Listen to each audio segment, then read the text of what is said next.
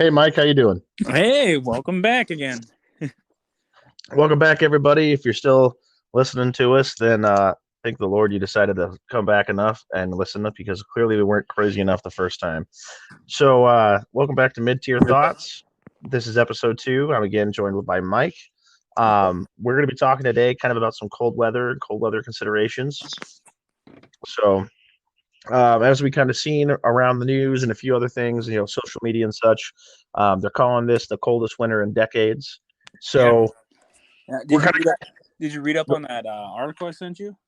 yeah, I did. Very interesting stuff. But yeah, like I'm not sure if you've seen them on social media and stuff. I saw a video just the other day over Christmas. I think it was somebody's sheep was just frozen in place, and I think somewhere in like North Dakota, Yeah. and it was like negative 35. Right. I'm not familiar enough with North Dakota to know how normal that is, but it seems like that's pretty freaking cold. Yeah. Um, I've been seeing it all over like Facebook and TikTok right now too, of like tons of people in Texas saying it's like crazy cold down there that they're not used to. yeah, and up here in the Pacific Northwest where we're at, we're pretty used to the cold, pretty used to snow. Occasionally it dips down to the negative double digits, every so often this time of year, but doesn't stay there all that long, and it fluctuates quite a bit. But Yep. I think it's something that, especially some people that live in warmer climates, people living down, like you said, Texas, Alabama, the South, for example. Um, it's cold, but it's a different type of cold, and it doesn't get negative usually. But with this cold front coming in, I think it's important to kind of talk about some considerations that people might not think about normally. Starting, for example, with your vehicle. You Yeah. know, you, Yeah. you, you drive you drive everywhere.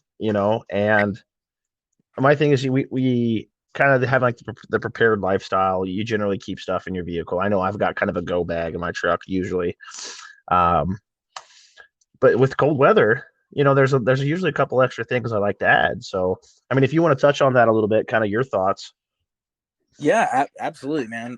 So where I'm at right now in Washington, it's like Seattle area. I'm not gonna go too in depth because I don't want people like Oh, outside the apartment or anything like that.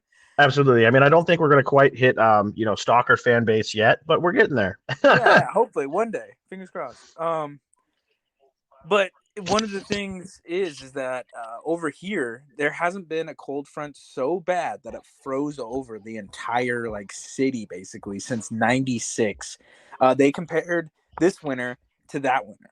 So there was on my car alone, just on my car, there was a few days of work actually just canceled. Which my boss, great guy, never cancels work, but he canceled it 3 times this month already because there was a just like a big old like half inch to a fourth of an inch of ice all over the roads on everything. My car was buried in ice and snow. It was really freaky. Because like I said, they compared to this one to the one in '96. So a big thing that a lot of people don't think about is like, yeah, snow sucks. Ice is worse. I can't drive anywhere. I can't do anything unless you're studded out. You got some sort of preparation in your car to drive like that. But they were showing crashes everywhere. Everyone was wrecking and crashing. They put out this big winter warning, like nobody drive anywhere. Milk isn't that important right now. You can go a day without it, kind of deal. It was weird. I'm glad you brought that up about ice, right? Mm-hmm. Because the big thing I think a lot of people forget is that you're exactly right. It's not the snow that's the problem, right? The plow can come along and deal with snow. It's the ice, right? Yeah. And when you get those areas like Texas, I remember, was it 2, 3 years ago that they got like 2 inches of snow and people were dying left and right? Oh, the Everyone was freaking snowmageddon. out. Yeah, snowmageddon. Right.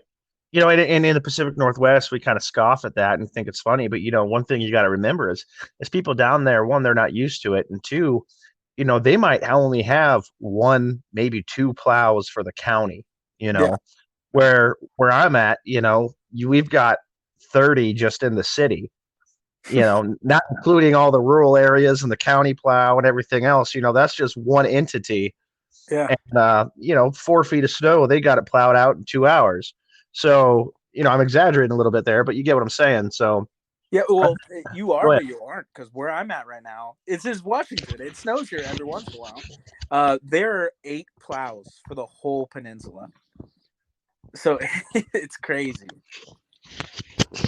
And that's the thing too. I think is if you're in an area like Washington where it's pretty diverse landscape wise, and I'm sure it is in other states too. I'm just not as familiar with everywhere it was at.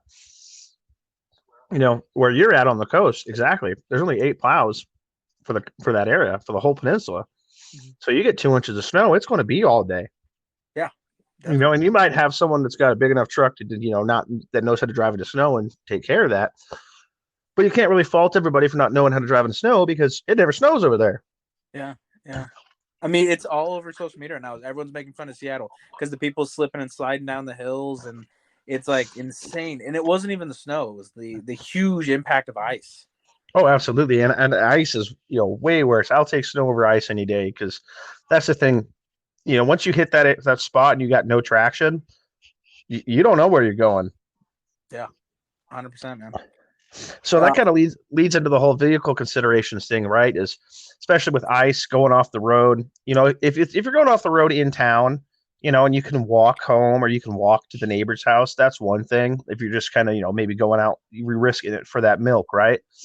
Um, but if you're going out maybe to see some family or just go from place to place or doing a cross state drive, especially around the holidays, people like to go from one end of the state to the other, maybe see some family, longer drives, rural areas, more isolated.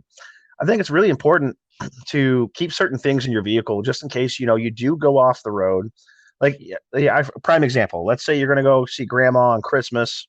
You're driving late Christmas Eve to make it there, and you're going in some of those rural areas of Washington where it's 100 miles between you and the next spot.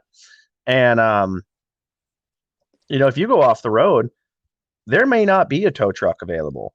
There may not be anyone stopping to help. You might be there for a while. And it's one of those things that I like to, bring up to people to make them think like, hey, if that happens, what do you have in your vehicle? I mean, yeah, maybe you can keep the engine running if it's still running, but you only have so much gas and you're really going to use it for all of that, Yep. and I think it's important, especially to bring up things like for me, for example, whenever I go on a long drive like that in the winter like this, I generally throw my sleeping bag in the truck. I usually keep like an emergency blanket and like a wool blanket in there just in case. But I'll throw my 3-part sleep system in there in one of those bags that compresses it. Throw it under the truck seat just because you never know. Yeah. And I usually have a tarp and like a little go bag. It's got a fire starter, things like that in the car. So, ideally I'd stay in the vehicle, but to me, it's one of those things where if I ever had to, absolutely worst case scenario, I have some type of way to make a very rudimentary shelter and keep myself warm. And usually it's not just me in the vehicle. It's usually, me, wife, kids. Yeah. So you got to think about that too. Are you dressed warm enough? Are your kids dressed warm enough? I know it's easy to put basketball shorts on the kids and put them in flip flops just to make the drive easy. Get them out But the door. yeah, but it's one of those things where it's like, okay, if they're not wearing it, do you at least have snow boots and pants for them in the car? Because if something happens and you got to get out, it's going to be really crappy when your kid's got frostbite, you know? So that's one thing I like to consider is, obviously you've got your roadside kit and like first aid and everything in the vehicle, but do you have what you need to stay warm? Yeah. Even just something as simple as a blanket. Like, my wife gets cold in the car because I like to keep the AC down. Okay, well, great. Now we've got a couple blankets. That's something. What kind of do you keep anything in particular in your vehicle? I mean, that you maybe specific for winter? Oh yeah, 100%. So it's funny that I do this because I always have a summer loadout, summer, spring, and then like a fall, winter.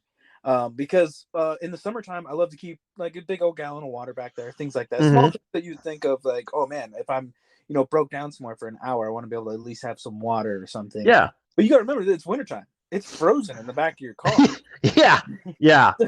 So what I do is for wintertime, I do have I have like some milk crates, and I usually just swap the milk crates out, once for summer, once for winter. And in that winter one, I have a pot, a form, like I have a propane stove. So you can have that form of water still. You just get out, grab some of that snow, and you can heat it up, get some water out of it. You don't need to be carrying a big frozen jug of water with you.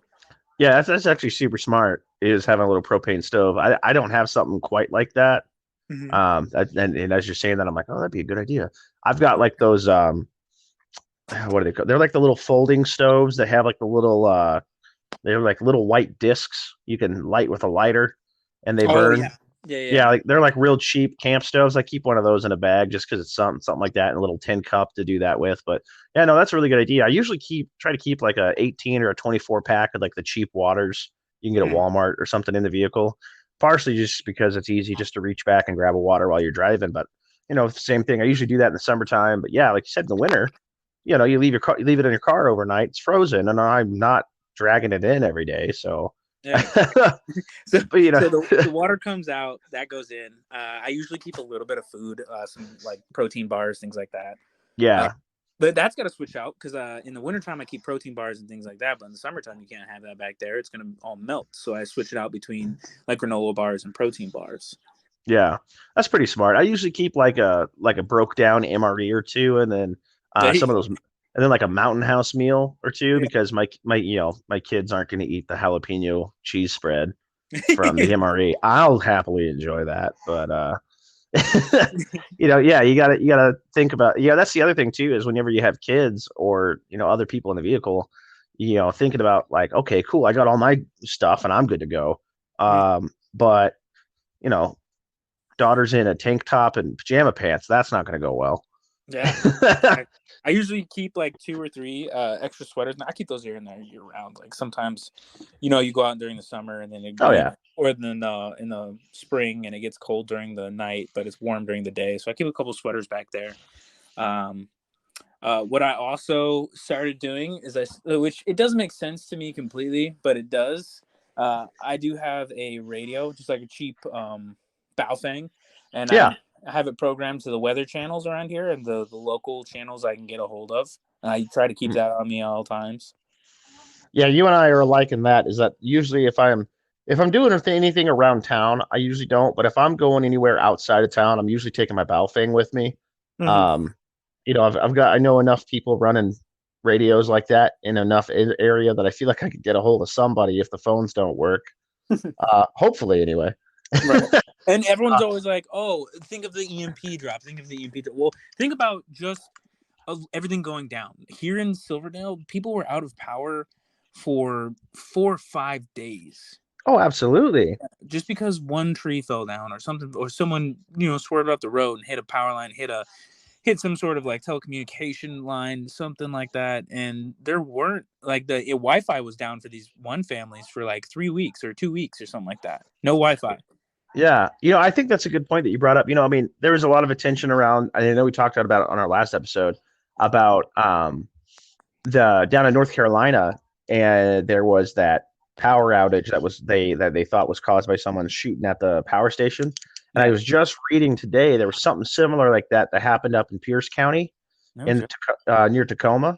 Mm-hmm. Um, and we could get into that as a whole other topic, but it's one of those things where it doesn't even just have to be something like that, where it's something that's potentially malicious intent. I mean, yes, the infrastructure is vulnerable, but it's also vulnerable to just natural things like ice storms, Yeah.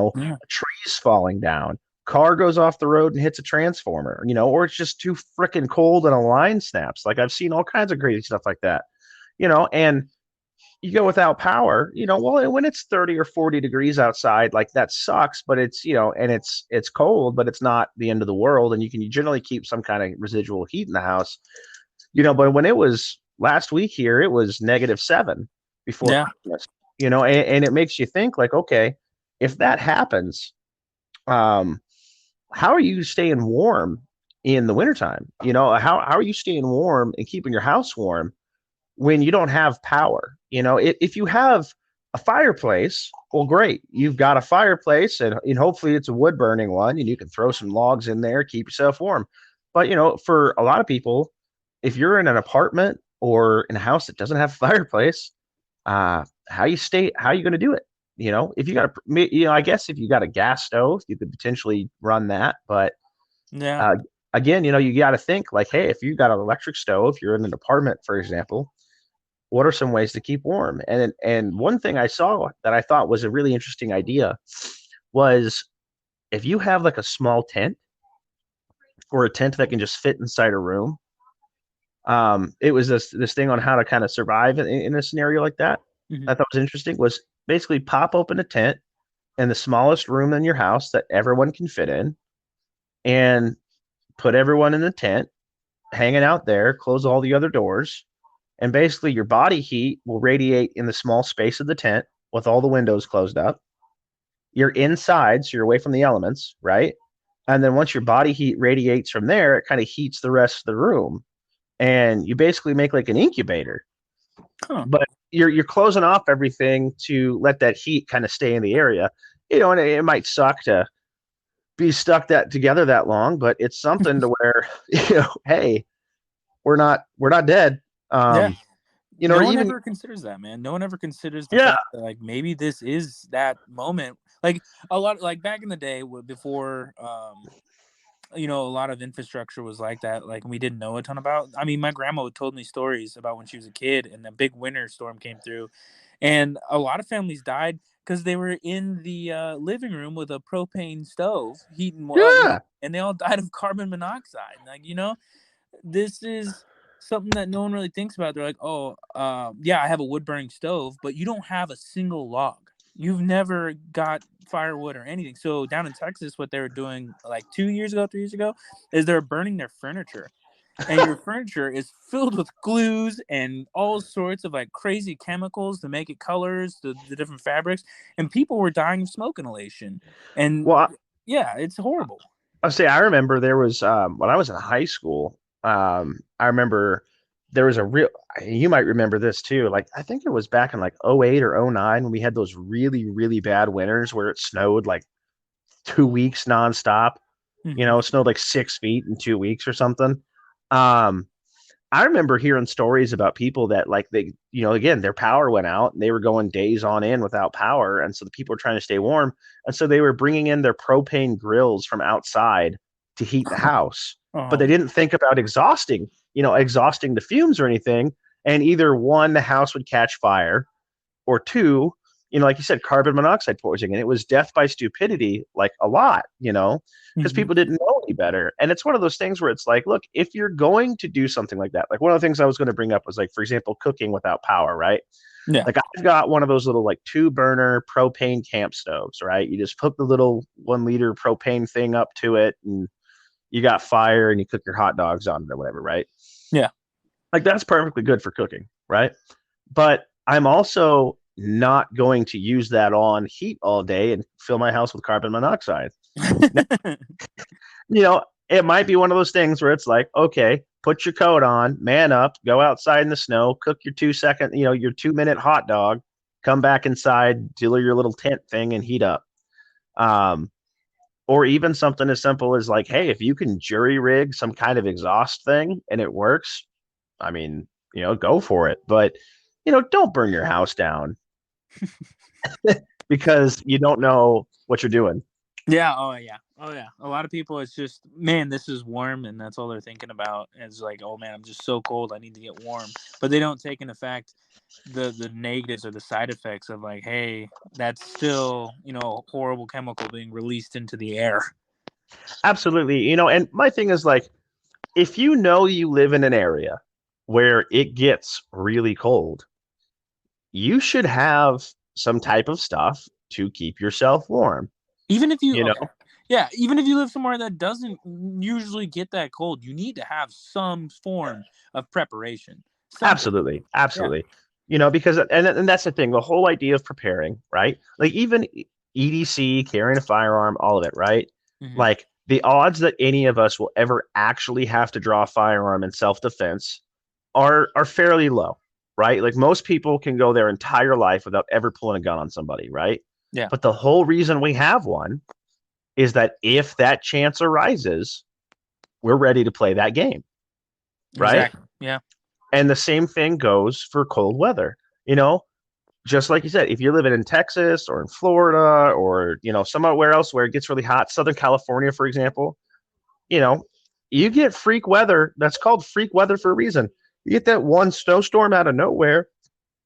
If your entire outfit consists of shorts and flip flops, you're screwed.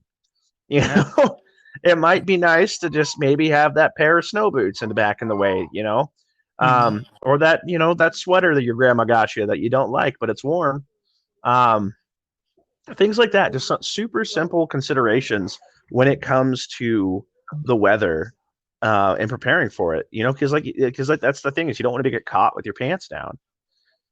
Or even if you don't have sometimes like the necessary things that you might need, like maybe you live somewhere where it's even in the dead of winter, it's only 60 degrees. Okay, do you at least have the know-how or at least have like the mindset to kind of figure out that problem solving? Do you Yeah. at least have the way to go like, okay, like maybe let's maybe say maybe not 60 degrees, but maybe let's say it only gets down to 40. Okay, well 40 is still cold, right? Yeah. Especially if you live in a humid area, because that wet cold that sinks into your bones, that sucks, right? So it's like, okay, maybe you don't necessarily have everything you need for sub-zero temperatures, but do you at least know how to like, stay warm enough, you know? Hmm. So, and I think part of that too, you look a lot at Europe right now with the energy crisis they're having going on, and people are having to be like, oh man, we live in what, inter-European city here, and it's super cold, especially towards the Eastern Europe. Um, but they start asking grandma and grandpa how they did it, and their answer is, put on a bunch of warm wool clothes and keep moving. And that's the thing, as we've moved away from wood burning and gone to more, from gas to electric stoves, things like that, Yeah. Yeah. you become very reliant on an energy system that's very weak and very vulnerable. And so I think it's just in everyone's best interest to have some type of backup. Yeah. I mean, like for me, I know like in my house, I generally keep candles in case the lights go out. Uh, you've got the cooking stuff, like I said, you nice blankets, warm clothes, things to keep moving, stay warm in the house, ways to see in the dark, with a candle. Oh, Uh, absolutely. Unless you're super cool and you have nods, in which case, screw your candles, I guess. I mean, you still need some sort of ambient light. Oh no, Uh, I spent 10K on nods and now I can't see because I didn't buy candles. Now I can't charge them because my power's out. um, No problems. I was okay. So we're getting down to the house. If we're moving away from the vehicles to your house preparation, a lot of people also bring up the fact of having storage water, even in your apartment. So this is a huge one for people in apartments. I'm going to throw this one out here. So everyone has a hot water tank in your house, and right Mm. there is a 38 to even possibly 80 gallons of drinkable water. Especially when the power goes out, your pipes freeze, everything's freezing. Go to your water heater, shut it off. Obviously, shut it off at the breaker so you're not, electrocuting yourself or blowing anything up. And just turn off the water to that water heater. With it being insulated, you do have a boiler drain at the bottom, and you do have bam right there unfrozen. It's not going to freeze because of the insulation inside the tank. You have 50 all the way down to like 80 gallons of water. That's something I never would have thought of is the water tank, Mm-hmm. the hot water tank. And that's a really good thing to bring up. I mean, I'm one of those people that I like to have generally on hand, like, like I was telling you, those big packs of water bottles you can get for like $3 at Costco. Yeah, You yeah, know, I usually like to have one or two of those on like my shelving unit, and just have those just like don't touch them. Those are just there, and then we'll buy one, rotate them out, things like that, right? I usually try to keep at least two of those. And then one thing I started doing, just kind of the idea of like maybe using it as like wastewater or emergency water, was if we order a pizza, and you get like a 2 liter soda bottle with it, yep, um, I'll wash it out real good, fill it full of water, because not all the water you're going to use is going to be for drinking. You're going to use some for cooking, some for cleaning, and with those, I'm not too worried about it. I know they say like generally like water sitting in a plastic bottle is after 2 years, like the plastic starts to leak into the water. Well, I'm not planning on drinking that water. That's going to be for flushing a toilet, for yeah. washing my hair, things like that, right? But those are considerations, I think, for sure. I think it's one of those things that most people, now granted, people that kind of are on the same mindset as us, I think are more geared towards, but a lot of people, don't have more than 3 days worth of groceries in their food and of Well, food in their house, let alone having water stored away and extra things like that. I mean, look at when COVID started and everyone was like, "Oh no, we have to get all the toilet paper for some reason." And you had people getting like, I saw a video, this guy was doing the math on how much toilet paper these people bought versus, and he was like, you'd have to soil yourself 19 times a day for the next 30 days, you know, Yeah. and use like half the roll each wipe to use up all that toilet paper in the month that you think you're going to be locked down. I never understood that. Yeah, and me neither. Me neither. I'm like, dude, that's it's on the priority list, but it's not the first thing. Um, but yeah, I think that's the thing is definitely water. And if you don't have water, I mean, I think everyone has the capability to go spend $3 and buy a pack of water. But for some reason, if it happens and you haven't made that trip yet, knowing how to purify water and knowing like, hey, just because you went and got snow out of your backyard, if you live in a residential area or depending on where you live, you're out in the boonies. I would say that snow is probably pretty clean and you probably could just heat it and drink it. But if you're not, I would still boil it just to be safe.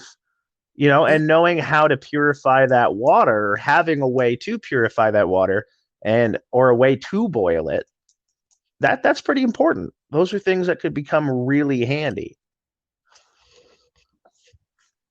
Oh yeah. Oh yeah. I mean, just when it comes down to just knowing what you can and can't. I mean, I'm getting kind of off topic here, but I was watching Naked and Afraid the other day, and this guy just drank right out of the river, and he got Oh, horribly sick. Um, a lot of people in that life or death situation, even if it's not Naked and Afraid, yeah, you can't drink the creek water behind your house. It doesn't matter. Like, yeah, and they're like, "Oh, I have unlimited water. I'm never worried about that because I don't even need to store water because I have a natural flowing river in my backyard or something." Like water purification is a big deal, and I mean that whole water absolutely. purification could be it's a complete own topic. It could be something I Yes, could talk about for hours. yes. And I just want to touch on that too, just to so we don't get off track, but I just want to touch on that. If your water purification plan solely exists as a life straw, you are going to die. Yep.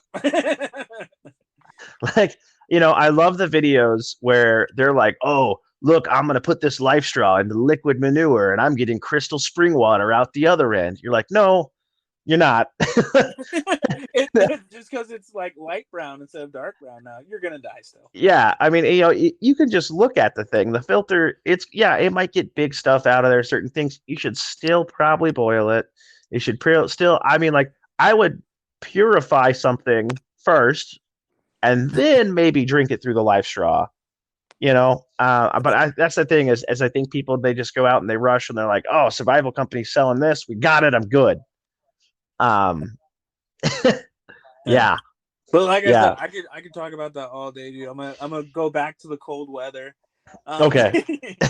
Uh, So yeah, going back to the cold weather, for example, again, like I said, it's important to keep stuff in your vehicle. It's important to keep your house prepped. But since we're talking about it, since this is kind of a preparedness, Minuteman training thing like that. One thing I think too is if you are out in the open or the woods or whatever, um, it's probably a pretty good idea to have some kind of basic knowledge. Well, one, have materials with you to help you out with this, but have some kind of knowledge of how to throw together the most basic of shelters. yeah.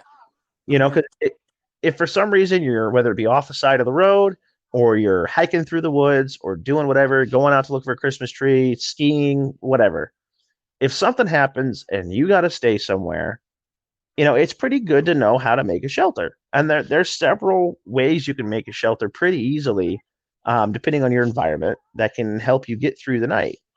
Yeah.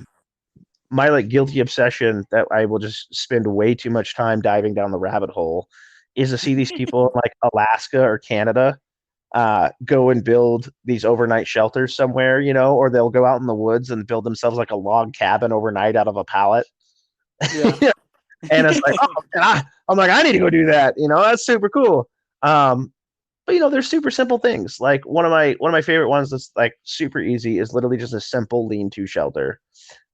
You literally just find a log, lean it against a tree, and so how attach it if you have to, and put a bunch of branches on the other side, basically making half a tent. And you make the fire in front of you and let it heat you. Yeah. You keep It's just yourself out of the elements. What it's was that? crazy how small and simple things that you should know that could just save your life. Not even in like an Armageddon situation, but you went on tons of people go hiking in this area, right? Mm-hmm. And a lot of them go hiking in some shorts and a bottle of water, and they don't realize the dangers that they could be in. Absolutely. Yeah, just getting trapped out there.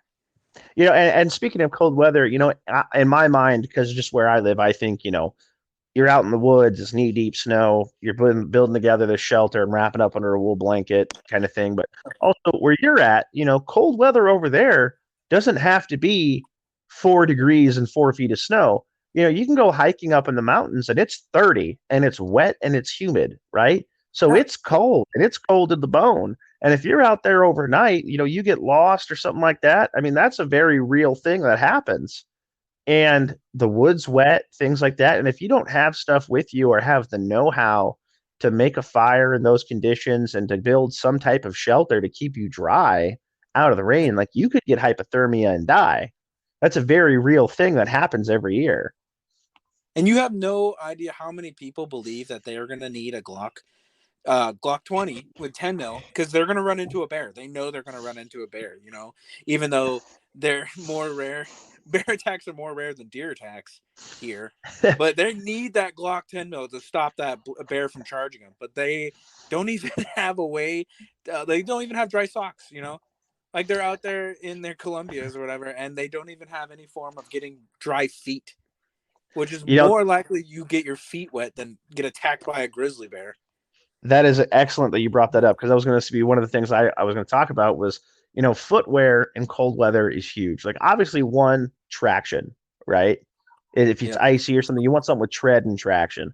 The other thing too is like just because you have a good pair of boots doesn't necessarily mean that they're automatically waterproof. Oh, no. Most of them you know, aren't. They're water resistant. Most exactly. of them are not. And water resistant means like, yeah, you walked out to your mailbox in your boots and they got a little wet, but your feet weren't soaked. Okay.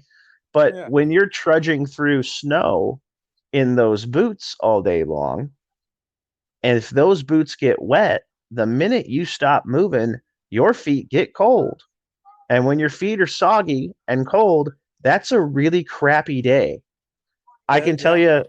you, the first winter overnight I did with some of my guys where we went up to my buddy's property. We're setting up our shelters and everything. I brought the wrong pair of boots. I've got good winter insulated boots, but the insulated layer, it's like so it's built into the boot, right? But if my feet get sweaty, they're a pain in the butt to get off because it like sticks to my foot, and I gotta like try to kick the boot off. It's a pain. Yeah. Um, and I was like, I don't want to bother. I'm just going to wear my normal boots. So I brought like my old military issue Rocky boots with me. Yeah. They had great tread. I didn't have any problem moving around, but that's the thing is they're water. I didn't waterproof them and I didn't think about it. And yeah, they worked really well. Because I For wasn't, about 2 hours. yeah, for real, for real. We got up there, we set up our shelters. I was okay. They were wet, but I was going by the fire and kind of drying them off. Well, then we decided, hey, well, we're going to go on a patrol. So we get all our gear on and we're going on patrol. Well, this patrol went from ankle deep snow to knee deep snow real quick. And by the Yeah. time I got back, yeah, that steel toe boot, real nice when it's cold. I Yeah. bet you were having a good old time. Oh, dude, I'm sitting there like feet by the fire, like, oh, yeah, I think I might lose a toe, And I learned real quick. I was like, this was really dumb, and I'm really glad I brought extra socks. Speaking of the extra socks thing, I saw something on one of these guys' posts. I can't remember who it was that posted it, but it was a really interesting idea. And I was like, oh, I don't know why I never thought about that. And I started doing it. But so like, let's say you've got a belt kit, right? Or however you're packing your water. Like I like having kind of a light fighter belt rig. Yeah. So I've got two canteens on either side. I got one canteen on either side of my butt pack, right? Yeah. Well, like you said, it gets cold while it freezes. Well, what this guy did is he just took his extra pair of wool socks, put his Nalgene bottles in it, and that kept it insulated. Oh, good insulation idea. I And didn't you even think also have a pair of extra socks. about that. And I was like, Two that's birds in a brilliant. stone. Yeah. That's brilliant, you know? And it's little things like that, like little things like that. You have to. That's something that that guy went out and did and was like, man, it would be really nice if my water wasn't frozen right now. And he did it, and it takes those learning cycles to kind of perfect that and to learn those Yeah, types of things. yeah. Like I always say, it is you can always learn something. You're never a true master of your craft. There's always something you can learn. There's always a bigger fish. But yeah, that's definitely one thing I think that a lot of people overlook. Whenever you're going over kit and stuff like that, is boots. Like I have a buddy of mine, right? Good buddy of mine. I train with all the time. He went out and bought these like multicam Victus boots or Victos, however you say it, Viktos. Yeah, They're really nice yeah. boots. They're really nice boots that he bought. And the problem was they're not winter boots. They were very cold. And yeah, and we went down to the Tri Cities and we were training with some guys down there, and it was 10 degrees outside. We're running around in the snow, and his feet didn't get dry till 2 hours later in the car. Mhm. After we were done, and he was freezing the whole time. And that's the thing, is think about your footwear, think about your boots, your socks. Are you wearing nice warm socks that do you have extra pairs with you? I think you should always have extra pairs with you because if your feet go bad, you're screwed. Yep. But you should always have Once extra socks. you're done, dude. Once your feet are done, they learned this was all the way back in the Civil War. Even beyond that, like the Revolutionary War, they were figuring out, man, as soon as these soldiers walk through a river and their feet are no good anymore, the fight's over. They already lost. Yeah, it's crazy. Like, and it's insane how much a good pair of socks and having extra socks can go far, not just for morale, but for keeping you literally alive. Like I was just watching some footage from Ukraine. The Mhm. Russians are literally issuing foot wraps. I mean, it's basically a bandana you wrap around your feet instead of Yeah. socks. Like it is 2022, and the third largest army in the world doesn't issue socks. Like I probably can't get enough. It's just a matter of not being able to get enough of them, man. But I mean, that's just one thing that you think about is it's like, dude, you guys live. I mean, and maybe they know something I don't, right? But it's like you guys are known for winter warfare, and I would think you guys had the best socks in the world.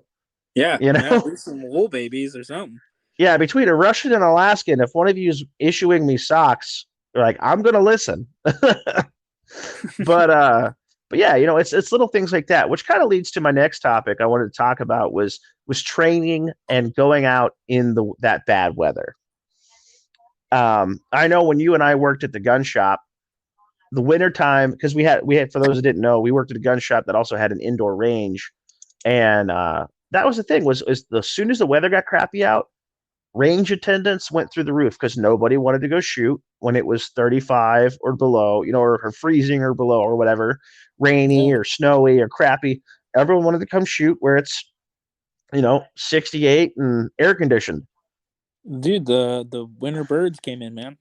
Yeah, and it's one of those things where if you just want to come in and be casual about it, absolutely, man. I totally get it. Why make yourself miserable? But you would have people who consider that like their training. And it's like, no, that's not how that works. If you're one of those people that wants to have kit and you want to have, whether it be a chest rig or a light fighter rig or whatever, you want to run around, you want to do goon stuff in the woods, right? Yeah, I yeah. always tell people you need to test your kit, right? Throw your kit together, play with it, run around your house, see how it fits, but also consider certain things like, well, how is this going to affect you in the winter? If you're wearing 3 more layers, is your stuff still fit? Is it Yeah. adjustable? Is that You vest know, gonna be super tight on you now? yeah, like, do you have an adjustable belt that you can maybe like resize for that? Or is your chest rig too tight? Or are there certain things that maybe just don't work? Yeah, or Are you maybe going you to wear, can't.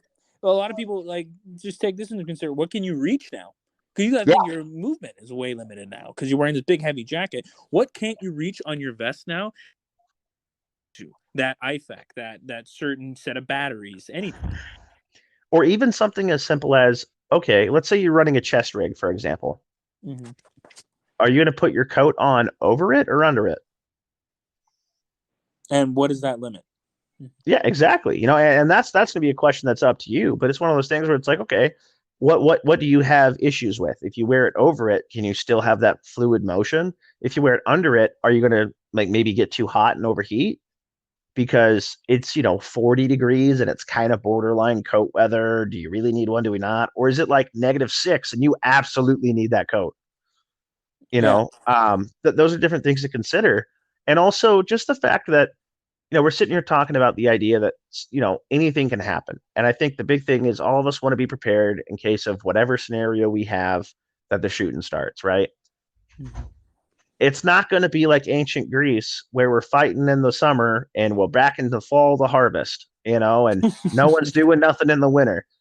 Bad guys move in the winter too, and you need to know how to move in the winter. Like one thing for me that I hate is trudging through snow. I haven't got around to getting snowshoes yet, but I need to. But it's one of those things to know, like if you think in your head, like you go out and you train, even if you go out and do the goon stuff, do the goon boy stuff, you're out in the woods, you're hiking around, you're doing your patrols, you're doing your buddy rushing, but you don't go do it when it's crappy weather outside, like it's snowy and it's cold. Okay, great. You have your idea of how long it'll take you to plan a mission and go do something. Yeah. Now do it in 3 feet of snow. Yep, and that's when I found out real quick that I can no longer move as fast as I thought. I was out shooting, 100%. yeah, right, and I Mm-hmm. took off running because I was doing my normal drills, and I was doing this one where I'm at 25 yards, turn around, sprint as fast as I can, get out to 50 yards, turn around, re-engage target, kind of like a fall back to cover kind of drill, Yeah. and I shoot, bam, bam, bam, gun on safety, turn around, and just immediately fall right on my face. Just Right. fall right down on my face. And I'm like, nice. So boots. So I gotta take it slower. I gotta walk this and you have to really slow down the training. And could you imagine if that was like even a natural situation, like you're just out and about and you actually get into some sort of altercation and you need to draw your gun? What's the first thing that you want to do is get off the X, which Right. means don't stand in that one spot and take your shot. What you want to do is move away, because what that bad guy has probably never practiced a day in his life is shooting a moving target. Mm-hmm. So start moving. I And know. falling down would not be a great outcome. Yeah, absolutely. And that was one thing that's just like even just moving in the snow. Even if you're one of those people that you go out, you put your ruck on, and you do all your moving around, and you go out for a hike. I try to do that fairly often in the trails behind my place, to go out and do the ruck. But that was one thing was we went out, probably I think it was 2-3 weeks ago. We went out. I made a couple posts about this, and we were kind of out in a wooded area, and we found a big tree kind of hollowed out in the bottom, so to make our shelter and do everything over there. But I wanted to make sure all my winter kit worked, right? So I had this like Tyvek painter suit, which it makes all white camouflage, and I had it left over from something, wound up working out pretty well. And I'd spray painted kind of a rough pattern on it to kind of make it resemble kind of a fir tree limb. And it wound up working out pretty well, and it was fairly water resistant.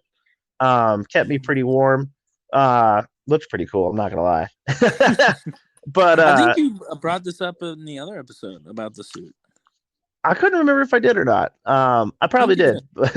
But yeah, I brought that out, threw my belt kit on with the suspenders, threw on the Alice pack, threw on a helmet. We start walking off, right? That was like walking around in the snow like that, even with, we'd take turns blazing the trail. It sucked. It really sucked, like it was not pleasant. And we were a lot slower than we thought we were going to be. And we went a lot further in. I mean, a lot less we went less farther in than we thought we would, because by the time we got to where we were kind of starting to think about set up camp, we were like, man, that sucks. I don't really want to go any further, And so we decided to start setting up our shelters. And that's one thing I think that you got to consider is the cold weather sucks. Like I like to say on my post, like winter sucks, bring a friends. The winter weather really does suck, and it's better to not suck alone. So Oh, it slows every well, I'm gonna drag my best friend out there. absolutely 100%. That's what we're here for. But yeah, it slows everything down, and you have to take those considerations in. It's not just driving a little slower to avoid ice. It's understanding that you're going to need more time for rest. You're going to need more time to get to where you need to be. You have to break through the snow. You have to make sure, like, okay, great. You have that awesome pack that has all of your worldly possessions in it, and you've packed everything in the kitchen sink and all your kit, and then you slip and fall on the trail, and you need two people to pull you back up. you know, it's things like that, where you're like, okay, was it better to pack heavy or to pack light? And did you have, like, you going back to the thing, did you have the right socks, the right boots? Did you bring enough water? Yeah. Yep. And you might, because, just like with your propane thing, like you can use snow, but if you're out there hiking around and you're like, oh, I'm just going to throw some snow in my water bottle. Okay, like that might work if there's water in it, but if you just throw the snow in there in like 10 minutes, unless it's near your body, you're just going to have some more slightly melted snow. And it might Yep. not work, is what I'm saying, and depending on how cold it is, your water might be frozen. So are you keeping in mind of those things? Maybe you're running a canteen, you take it out of your pouch and you put it close to your body to keep it warm or something. Do you have the appropriate layering um, to where you're not overly sweating? Because that's the one thing people I don't realize is, they wear a bunch of warm clothes and they get moving and now they're all sweaty. Well, that's fine and dandy till you stop moving. Now you're sweaty and cold. Every yeah, your That'll be a your big problem. sweat is now working against you because now you're wet and cold. Yep. And your Haven't your been in the layers are wet. And that's but yeah, it was interesting. But going on to kind of touching back on the shelter thing, when we went to go do this, one of the things we noticed was we kind of split off to do our shelters, right? And we found this tree that, like, all the lower branches on one side was kind of cut out in a pie slice almost, right?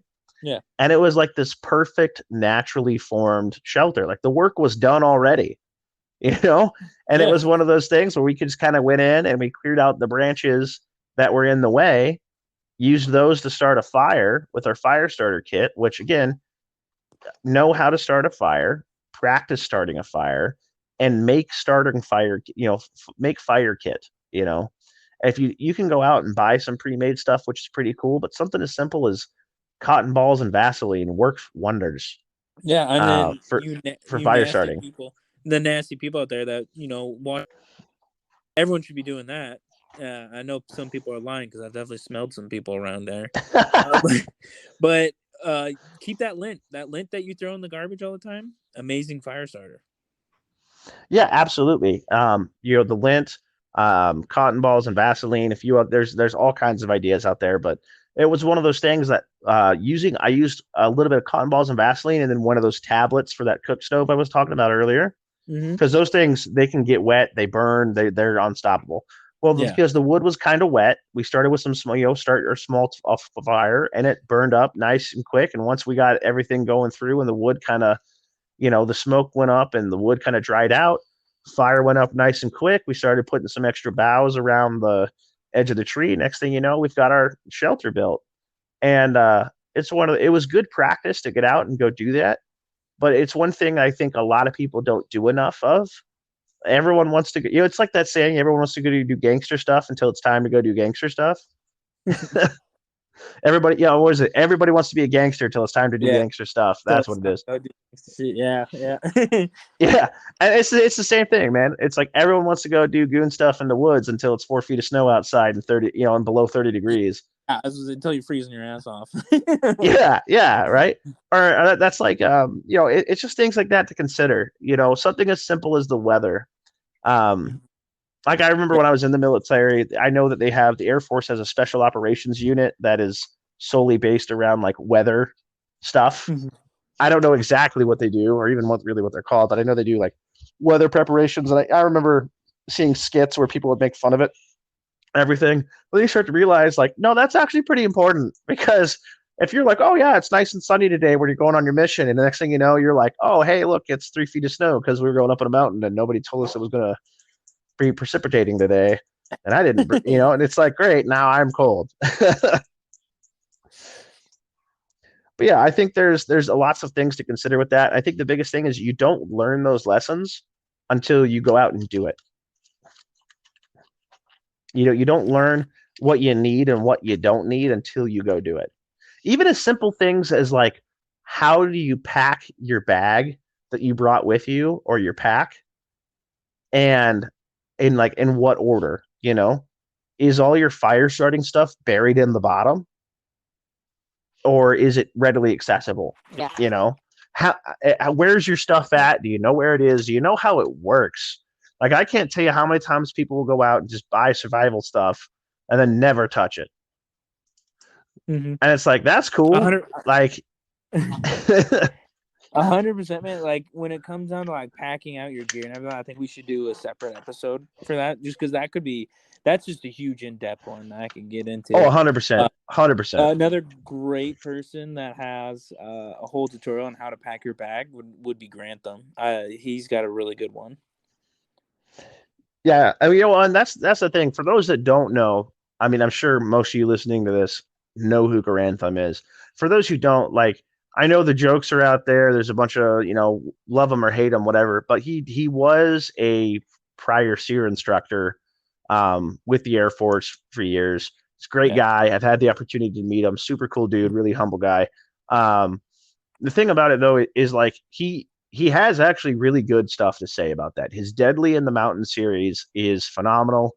He's really big about putting information out there to the masses. Good guy, good heart on him. Heart on him, not hard on. That's let's just clarify. I mean, maybe, I don't know. He's got like a bajillion kids. I don't know. But yeah, he's got a lot of good information. So definitely take that information. But the other thing too is don't just take the information and write it down and go, man, that's really cool. Go out and practice. Go in your backyard, get some twigs, make a small fire. You don't have to burn the house down, but figure out, hey, do I know what the heck I'm doing? Like, great, I have a lighter and cotton balls, but can I actually make a fire? And not just can you make a fire, but can you keep it going? Because there's a huge difference between starting a fire and keeping a fire going. 100%, man.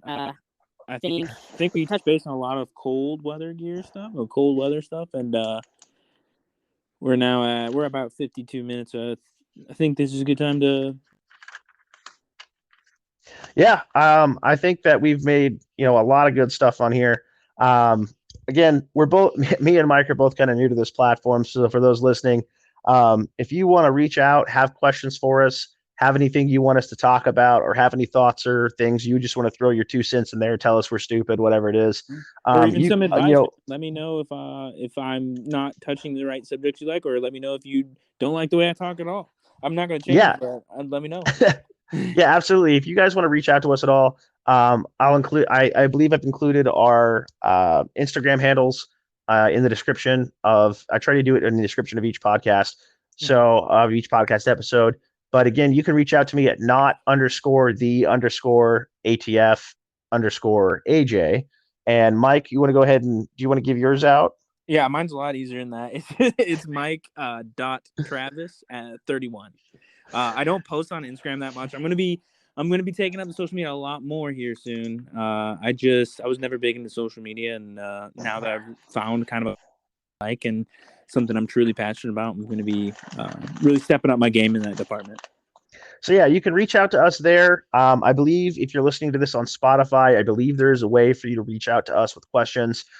Feel free to reach out. Again, if you got questions, you got ideas, you want to talk to us, that's the best way to do it. Other than that, thanks for listening, guys. Again, this has been another episode of Mid-Tier Thoughts. Thanks for coming. Yeah.